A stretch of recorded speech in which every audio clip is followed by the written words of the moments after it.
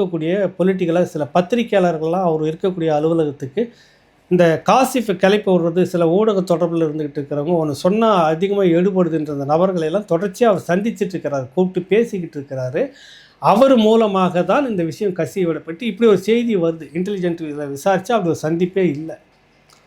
இன்றைக்கி தேதிக்கு உதயநிதியும் சீமான் அவர்களும், அதாவது திமுகவும் நாம் தமிழர் கட்சியும் தான் ஜென்ம விரோதிகளாக இருக்கிறார். ஏன்னா எப்படி பார்த்தாலும் நமக்கு வாக்கு வங்கி குறைகிறது சரிகிறதுனாக்கா அது சீமானுடைய பிரச்சாரத்தால் மட்டுமே தான் இருக்கணும் உறுதியாக நம்புகிறாங்க. வேறு யாரும் இந்த பிரச்சாரத்தை அதிமுக கூட அவ்வளோ வலுவாக வைக்கலை.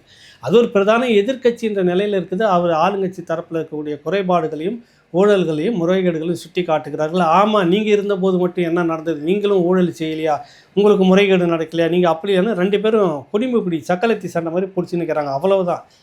அடிப்படையில் மக்கள் மத்தியில் கொண்டு போய் பேசி எல்லாத்தையும் முறையாக பரப்பிக்கிட்டு இருக்கிறது நாம் தமிழர் கட்சி. அதிக பாதிப்பு திமுகவுக்கு நாம் தமிழர் கட்சியால் தான்.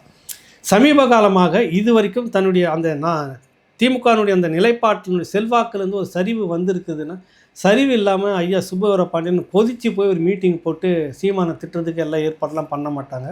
அந்த நடிகையை செலவு பண்ணி கொண்டுட்டு வர வேலையெல்லாம் பண்ண மாட்டாங்க. அது திமுகவுக்கு பாதிப்பில்லைன்னு ஏன் அதெல்லாம் சீமானுக்கு எதிராக செய்யணும்?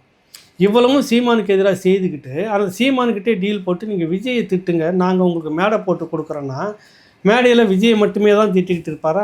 ஆளுங்கட்சியை தான் திட்டணும். ஆளுங்கட்சி இன்றைக்கி மத்தியில் மோடி அரசு இருக்குது, இங்கே திமுக இருக்குது, இது தான் திட்டுவாங்க. அதிகமாக அவர்கள் தான் விமர்சிப்பாங்க. அதிகாரத்தில் இல்லாத அதிமுக விமர்சிக்க முடியாதுல்ல. இதுதான் யதார்த்தம் நடக்கும். அப்போ எப்படி இருந்தாலும் சீமான் தமிழக வெற்றி கழகம், அதாவது விஜயை திட்டி ஆகணும், விமர்சனம் பண்ணி ஆகணும், திமுகவை விமர்சனம் பண்ணி ஆகணும். இதுதான் நடக்கும். இதுதான் யதார்த்தம்.